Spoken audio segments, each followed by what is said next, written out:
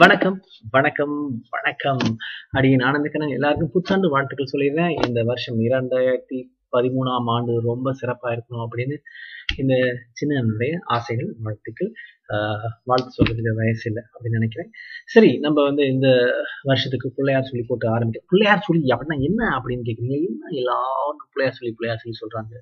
நம்ம வீட்டுல இந்த மளிகை ஜாமான் எழுதுறதா இருந்தாலும் சரி, ஏதாவது கடிதம் எழுதுறதாலும் சரி, நம்ம இப்ப எழுதுறாங்களான்னு தெரியல. நம்ம தாத்தா பாட்டி அப்பா அம்மா அவங்கலாம் ஒரு இந்த மாதிரி புரியுதா ஒண்ணு போடுவாங்க. அதாவது ஒரு ஒரு இப்படி ஊ மாறி அப்புறம் நேரா ஒரு கோடு இருக்கும். இது எதுக்காக போடுறாங்க அப்படின்னு கேட்டீங்கன்னா, நிறைய பேர் பிள்ளையார் அப்படிங்கிறது எவ்வளவு பிரச்சனை வந்தாலும் அவர் தீர்த்து வச்சுருவாரு அப்படின்னு ஒரு நம்பிக்கை இருக்கு. ஏன்னா ஒரு தந்தத்தை அவர் ஏற்கனவே பிரச்சனைகள் எல்லாம் தீர்க்கறதுக்காக கொடுத்துருக்காரு அப்படின்னு நிறைய விஷயம், நிறைய கதைகள் இந்த மாதிரிலாம் இருக்கு. நானும் படிச்சிருக்கேன், கேட்டிருக்கேன். ஆனா இதெல்லாம் ஒரு பக்கம் இருக்கு. நான் ஒருத்தர்கிட்ட கேட்ட விஷயம், அதாவது அந்த ஓலைச்சுவடிகளை பாதுகாக்கிறாங்க இல்லையா, அவர்கிட்ட பேசிட்டு இருந்தப்போ அவர் சொன்ன ஒரு அருமையான விஷயம் என்னன்னா, இப்போ இங்கெல்லாம் பேப்பர் பேனால எழுதி இருக்க முடியாது. அவங்க ஓலைச்சுவடியில இல்லாட்டி கல்லாம் செதுக்கியிருப்பாங்க. அந்த ஓலைச்சுவடி சரியா இருக்கா இல்லையா, அந்த தரம் சரியா இருக்கா இல்லையா, ஏன்னா பாதி எழுதுனதுக்கு அப்புறம் கிழிஞ்சிட்டு போச்சுன்னா அப்ப எழுதுனது எல்லாமே வீணா போயிடும் இல்லையா. அதனால ஒரு சோதனை மாதிரி அதை முதல் ஆரம்பத்துல போட்டு பார்ப்பாங்க. இப்படி வடிவா போட்டா ஏதாவது கிழியுதா, ஏதாவது பிரச்சனை இருக்கா, செதுக்குனா பிரச்சனை இருக்கா, அப்புறம் நேரா கோடு போடும்போது ஏதாவது பிரச்சனை இருக்கா, கிழிஞ்சிட்டு போதா அப்படிலாம் பார்த்ததுக்கு அப்புறம் சரியா இருக்கு, இப்ப எழுத ஆரம்பிக்கலாம் அப்படின்னு எழுத ஆரம்பிச்சிருவாங்களாம். இதுதான் இந்த பிள்ளையார் சொல்லி போட்டதுக்கு காரணமா இருக்கும் அப்படின்னு அவர் சொன்னாரு. எனக்கு அது ரொம்ப பிடிச்சிருக்கு. இப்ப நம்ம எப்படியும் எழுதுறது இல்லை, செதுக்குறது இல்லை, டைப் பண்ணிட்டே போயிட்டு இருக்கோம். கொஞ்ச நாள் இந்த கையுடைய வேலைகள் இப்படி எழுதுறதுக்கு வசதி தெரியாம, அதாவது திறமை தெரியாம போயிருமோ என்னமோ அப்படின்னு எனக்கு கவலை இருக்கு. எதுக்கு இந்த கவலை, நமக்கு தேவையில்லை. சரி, இப்ப நான் என்ன சொல்ல வந்தேன், இந்த வருஷத்தோட தீர்மானம் என்ன?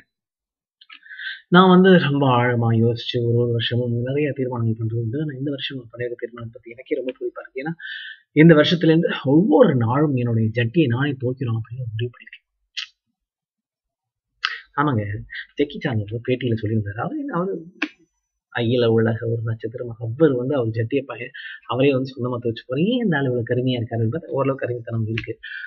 பார்த்தா அது ஒரு வகையான ஒரு வகையான ஒரு கட்டுப்பாடு, ஒரு ஒழுக்கம் அப்படின்னு அவர் சொன்னதை பார்த்தோன்னா, இதுல நம்மளால முடியாதா, இந்த சின்ன விஷயத்த கூட நம்ம பண்ணாட்டி எப்படி அப்படின்னு சொல்லிட்டு நானே அதை ஒவ்வொரு நாளும் எனக்கு உள்ளாடைகளை துவைச்சுக்கலாம் இந்த வருஷத்துல அப்படின்னு ஒரு முடிவுக்கு வந்திருக்கேன். ஸோ அப்படின்னா அதுக்கு கொஞ்சம் முன்னாடி நம்ம கிளம்ப ஆரம்பிக்கணும்.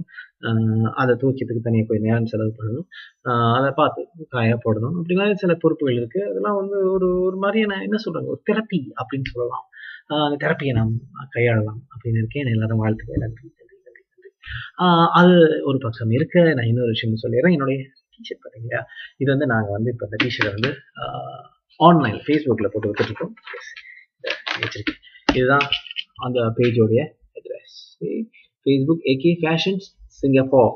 இதுக்கு நீங்க போய் இந்த டிஷர்ட்ஸ் வாங்கிக்கலாம். என்னன்னா எல்லாமே தமிழ் சம்பந்தப்பட்ட டிஷர்ட்ஸ். இது பாத்தீங்கன்னா இங்க ஆரம்பிச்சு இப்படிதான் முதல்ல எழுதுனாங்களா, செதுக்குனாங்களா பாத்தீங்களா, அது அப்படியே வளர்ச்சி வளர்ந்து வளர்ந்து வளர்ந்து வளர்ந்து வளர்ந்து வளர்ந்து கால்படாதீங்க, அவ்வளவுதான் தூக்குவேன். இப்படி ஆயிடுச்சு, இந்த ஆயிடுச்சு அப்படின்னு சொல்றாங்க. ஸோ இந்த ஆவோட வளர்ச்சியை பத்தி இந்த டிஷர்ட் இருக்கு. இந்த மாதிரி நிறைய அழகான டிஷர்ட்ஸ்லாம் இருக்கு, நீங்க வாங்கலாம்.